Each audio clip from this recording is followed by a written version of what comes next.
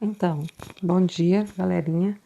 Nossa aula da semana é sobre funções inorgânicas, é uma continuação, só que agora nós vamos ver a próxima função, que é sais. Só que antes da gente entrar nessa parte de sais, vamos dar uma revisada no que a gente já viu, para a gente dar continuidade a esse conteúdo. O que a gente considera que são funções químicas?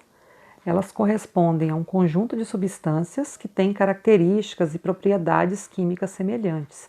Então, quando a gente pega duas substâncias diferentes e fala que elas pertencem à mesma função química, é porque elas apresentam semelhanças entre suas características e suas propriedades. E normalmente tem um grupo funcional que é comum a essa substância. Sempre elas vão ter alguma coisa em comum, por isso que pertencem à mesma função. As substâncias inorgânicas, né, que é o que a gente está vendo, elas são divididas em 4 funções, que são os ácidos, as bases, os sais, que é o que a gente vai estudar agora, e os óxidos. Então, numa reação química, todos os ácidos vão ter um comportamento semelhante, porque eles pertencem à mesma função. Todas as bases vão ter um comportamento semelhante, porque pertencem à mesma função. Os ácidos, né, eles são substâncias que têm o sabor azedo, que alteram a cor de alguns corantes vegetais, que são chamados de indicadores, como a gente até viu na aula passada sobre o extrato de repolho roxo, por exemplo. Quando ele entra em contato com o ácido, ele muda de cor para um tom avermelhado, para um tom meio rosado. As bases, elas são substâncias que têm o sabor adstringente, aquele gosto de banana verde. Também deixa a pele escorregadia, né? Quando você pega um sabão, que ele é muito básico, ele deixa a pele escorregadia. E também tem essa capacidade de alterar a coloração de alguns corantes vegetais. No extrato de repolho roxo, ele muda o tom dele para um tom amarelado, para um tom esverdeado, que é comum das bases. A teoria que a gente está estudando de ácidos e bases é a teoria de Arrhenius. Como eu até tinha comentado com vocês, ela não é a única. Nós temos ácidos de Bronsted, ácidos de Lewis, só que a teoria que a gente considera para estudar essas funções é a teoria de Arrhenius. O que Arrhenius considera um ácido? Ele considera substâncias eletrolíticas, né, que têm capacidade de formar eletrólitos, capacidade de formar íons e conduzir eletricidade. Ele separa as soluções em 2 grupos. O que ele chama de soluções eletrolíticas são substâncias que, na presença de água, elas dividem em entidades menores, né, se dissociam, formando íons, e têm capacidade de conduzir eletricidade. E as soluções não eletrolíticas ou substâncias não eletrolíticas, na presença de água, elas dividem em moléculas menores, que são moléculas mesmo, não são íons, neutras, não têm carga e não têm capacidade de conduzir eletricidade. Na teoria da dissociação eletrolítica, que é a teoria de Arrhenius, ele considera essas substâncias eletrolíticas que elas sofrem dissociação iônica. Então, quando essa substância entra em contato com a água, ela sofre uma dissociação, separando o íon positivo do íon negativo e formando 2 íons que são chamados de eletrólitos. Esses eletrólitos têm a capacidade de conduzir eletricidade. Uma reação de ionização é quando eu tenho uma substância, como um ácido, uma base, um sal ou um óxido iônico, uma substância iônica, em presença de água, sofre uma dissociação e formam íons específicos. No caso dos ácidos, o íon formado é esse íon H3O+, que é chamado de íon hidrônio. Todos os ácidos têm essa capacidade. Quando eles são dissolvidos em água, eles vão formar esse íon hidrônio. Agora a gente vai começar a função que a gente vai estudar essa semana, que são os sais. O que a gente considera como sendo sais? É um composto que em água sofre uma dissociação, assim como os ácidos e as bases, liberando um cátion, que é diferente do H+, que é o cátion presente em todos os ácidos, e um ânion diferente do íon hidróxido, que é esse OH-, que é um íon que está presente em todas as bases. Então, os sais liberam cátion e o ânion, mas não tem a presença desse cátion H+, e nem a presença desse ânion OH-. Então, a reação de um ácido com uma base, sempre que um ácido reage com uma base, ela recebe o nome de reação de neutralização ou salificação. Por que que isso acontece? Porque quando você reage um ácido com uma base, o ácido neutraliza a base neutraliza o ácido. E essa reação tem a formação de um sal e água. Por isso que ela é chamada de reação de salificação. Então, esse é um exemplo genérico. Ácido mais base produz sal mais água. Um exemplo disso, o ácido clorídrico, HCl, quando ele reage com a soda cáustica, o NaOH, forma-se o sal de cozinha, que é o cloreto de sódio, esse NaCl, mais água. Acontece uma reação de dupla troca, que a gente chama. O hidrogênio do ácido vai se ligar ao OH da base, formando a água. O Na da soda cáustica vai se ligar ao Cl do ácido, vai formar o NaCl. Então, dessa maneira. Então, acontece a neutralização e a salificação.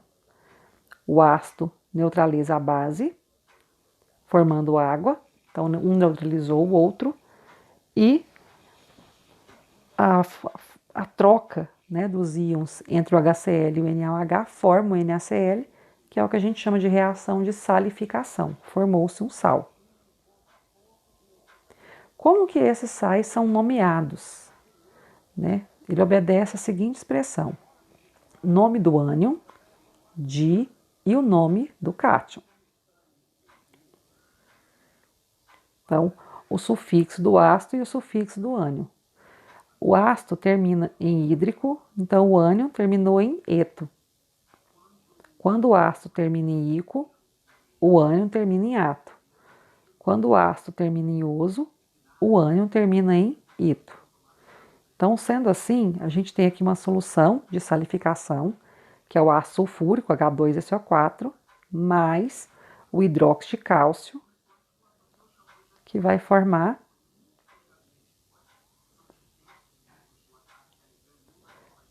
o CaSO4 mais 2H2O. Como que vai ficar o nome desse sal formado? Como é o nome do ânion, né, é o ácido sulfúrico, então ele é derivado do ácido, que é o sulfato, esse SO4. E o nome do cátion é o cálcio, então o nome desse sal, sulfato de cálcio, que é o gesso que todo mundo conhece. Os sais, eles podem ser classificados em sais neutros ou normais. O que é isso? Quando eles são obtidos pela neutralização total, ou seja, quando todos os íons OH- têm a capacidade de neutralizar todos os íons H+. Então, ele torna um sal neutro ou um sal normal. Um exemplo disso, o ácido carbônico reagindo com hidróxido de cálcio, que vai ter a formação do carbonato de cálcio. Como eu tenho dois íons H+, e dois íons OH-, esses dois íons conseguiram se neutralizar, então houve uma neutralização total, então formou um sal neutro, ou um sal normal. Outro exemplo disso, soda cáustica reagindo com ácido sulfúrico, formando sulfato de sódio e água, também a neutralização total. Nós podemos classificar os sais quanto à presença de oxigênio. Quando o sal tem presença de oxigênio, ele é classificado como oxissais. Oxi, lembra da presença de oxigênio. Sulfato de cálcio, carbonato de cálcio, nitrato de potássio. Como tem a presença desse oxigênio, eles são classificados como oxissais. Sais que são chamados de sais aloides, é porque eles têm a presença de halogênios, que pode ser o cloro, o flúor, o iodo ou o astato. Um exemplo disso, né? O NaCl, o cloreto de cálcio, que é o CaCl2 e o KCl. NaI, embora não está aparecendo aqui, mas é um deles. Então, sempre que aparecer a presença de um halogênio, ele é classificado como haloide. Quanto ao número de elementos presentes, nós podemos classificar esses sais como binários, ternários e quaternários. E o nome já é bem intuitivo. Um sal binário, ele vai ser constituído por apenas 2 elementos, que é o caso do cloreto de sódio. Um sal ternário, ele é constituído por 3 elementos químicos diferentes, como é o exemplo do sulfato de cálcio, que tem cálcio, enxofre e oxigênio. O sulfato de alumínio, que tem alumínio, enxofre e oxigênio. E pode ser um sal quaternário, quando ele tem a presença de 4 elementos químicos diferentes, que é o caso do NaCNO, o cianato de sódio. Tem sódio, carbono, nitrogênio e oxigênio, ou o hexacianeto ferro de sódio, que tem sódio, ferro, carbono e nitrogênio. Então também é um sal quaternário. Quanto à presença de água, nós podemos ter sais hidratados, que são sais que sempre vão estar ligados a moléculas de água, como é o caso do CuSO4 5H2O, que é o sulfato de cobre pentaidratado, e o sulfato de cálcio dihidratado.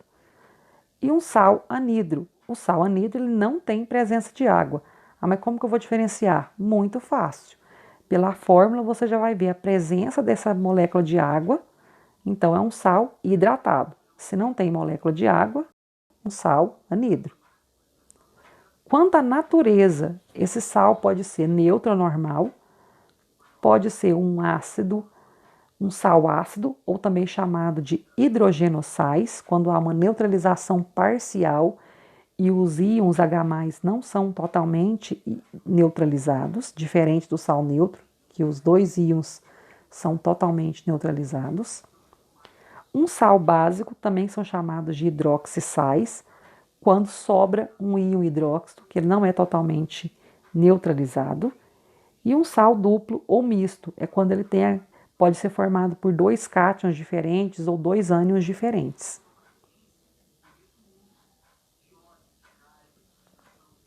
Alguns sais importantes no nosso cotidiano, né? O bicarbonato de sódio, que é um hidrogenossal, é o NaHCO3. Ele é encontrado, né, em sal de fruta, em fermento. Ele é muito utilizado em produtos farmacêuticos e até para fazer, vamos dizer assim, algumas coisas de culinária, porque ele é um potente antiácido e também pode ser usado como fermento. Também ele é utilizado como extintores de incêndio. Aqueles extintores que têm pó também utilizam-se desse sal. Então, essa reação dele, quando ele entra em contato com a água, ele forma soda cáustica, água e CO2. Por isso que quando você coloca bicarbonato na água, você vê a presença daquelas bolhas se formando. É a presença do CO2 que é liberado devido à reação desse sal com a água. Ele pode ser utilizado para neutralizar ácidos graxos na manteiga rançosa, por exemplo. Uma coisa interessante é que quando a pessoa está sentindo muita queimação de estômago, né, ela está com excesso de acidez no estômago, ela pode tomar uma colherzinha de chá de bicarbonato na água, que dá um efeito de antiácido e tira um pouco essa acidez, dá um alívio na hora ali para quem está com esse problema de acidez estomacal, excesso de ácido no estômago. O carbonato de cálcio, que é muito encontrado no mármore, no calcário, ele também é um sólido branco. Por aquecimento, ele perde gás carbônico e produz o cal virgem, que é o CaO. Então, quando você aquece esse carbonato de cálcio, ele libera uma molécula de CO2 e se transforma no óxido de cálcio, que é o cal virgem. Essa reação é chamada de reação de calcinação. Ele é muito utilizado na fabricação de cimentos do tipo Portland, também como corretivo do solo, né, para corrigir acidez de solo, e também como fundente em metalurgia. O que é um fundente? Uma substância que vai ser utilizada na fundição, no derretimento. Então aqui está a reação do carbonato de cálcio. Quando ele é aquecido, ele libera gás carbônico e forma o cal. Na Espanha, né, ele é muito encontrado na região de Aragão, por isso que deram o nome mineral nele de aragonita, na forma de estalagmites também, em cavernas, né? E pode ser chamado de calcita, que é o mármore Carrara, que muita gente conhece. O nitrato de sódio, também conhecido como salitre do Chile ou sal do Chile, ele é um sólido cristalino de sistema cúbico, ele é um excelente oxidante para reações químicas e também é utilizado como temperos e também na fabricação de fertilizantes e explosivos. Em restaurantes, antigamente era muito comum o pessoal usar esse salitre, porque ele dá uma inchada na comida, faz que fazer com arroz, macarrão rendesse mais. Hoje ele é proibido pela Anvisa, se eles acharem uma quantidade excessiva desse sal na comida do restaurante é multado. Mas ainda assim tem muita gente que utiliza isso.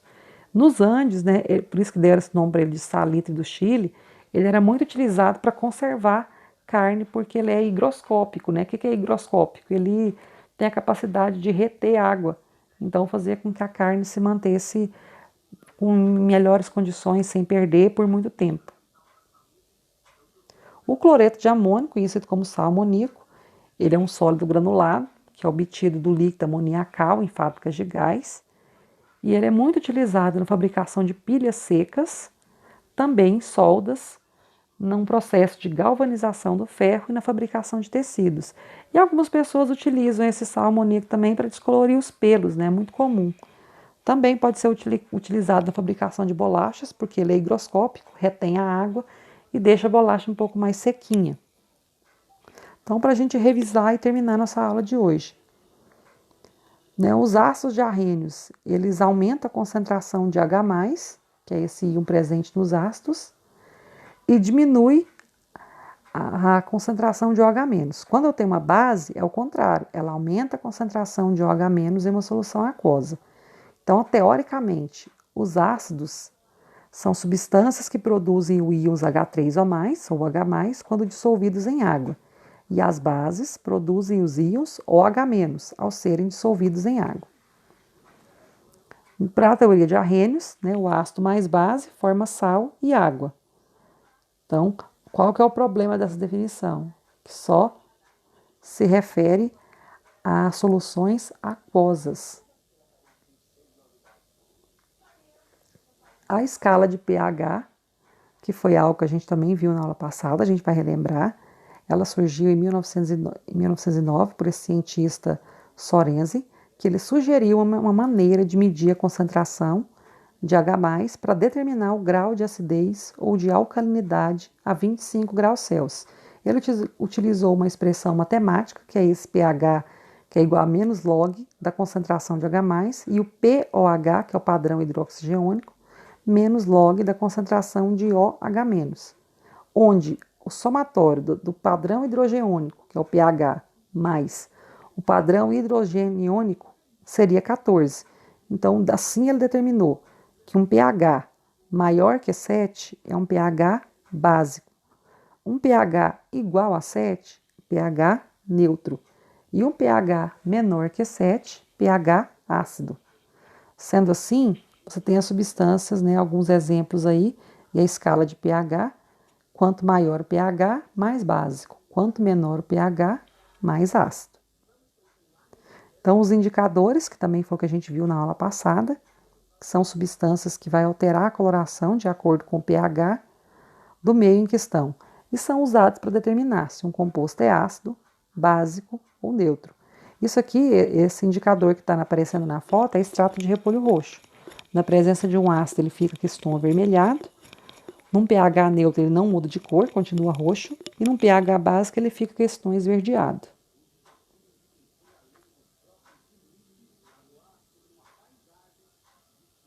Então, isso aqui a gente não vê. Então, meninos, a nossa aula de hoje é isso que eu queria passar para vocês, né, sobre sais. As atividades estão disponíveis para vocês responderem no caderno, naquele link que eu postei para vocês no Class, no grupo e também lá nos Padlets. Então, quem optar por responder pelo link não precisa postar no Class, só enviar. Quem optar por responder na folha impressa tem que enviar as fotos pelo Google Class. E quem responder no caderno tem que enviar as fotos também pelo Class. Lembrando que essa semana vocês têm uma prova para fazer o simulado. O conteúdo é o que a gente... sais não cai nessa prova.